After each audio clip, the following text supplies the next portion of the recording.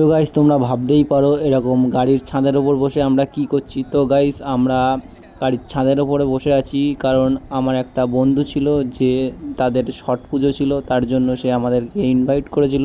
তার জন্য সকাল সকাল ওরা যে গাড়িটা ভাড়া করেছিল তার গাড়ির ছাদের ওপরে আমরা সবাই মিলে বসে যাচ্ছিলাম সেই গঙ্গার উদ্দেশ্যে। তারপর আমরা গঙ্গার ঘাটে পৌঁছে গেলাম। গঙ্গার ঘাটে পৌঁছে গিয়ে দেখছি প্রচুর ভিড়, প্রচুর মানুষ তাদের যে ছট পুজোটা সেটাকে যে নিয়মে পালন করা হয় সেই নিয়মকানুনগুলো সব কিছু মেনে সব কিছু সম্পন্ন করছে।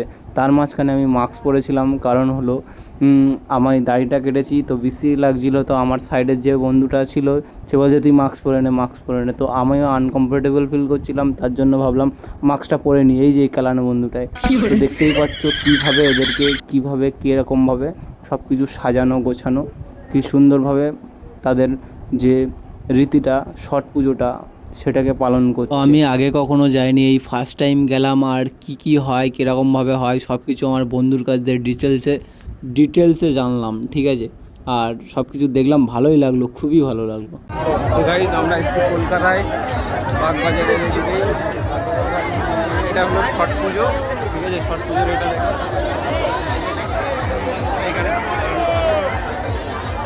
ওয়েস্ট বেঙ্গল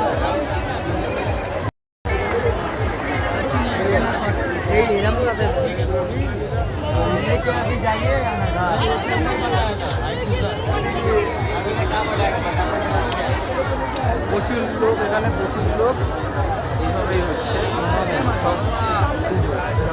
সব জায়গাটাই।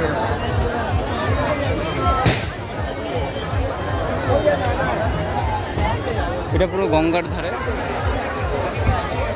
চ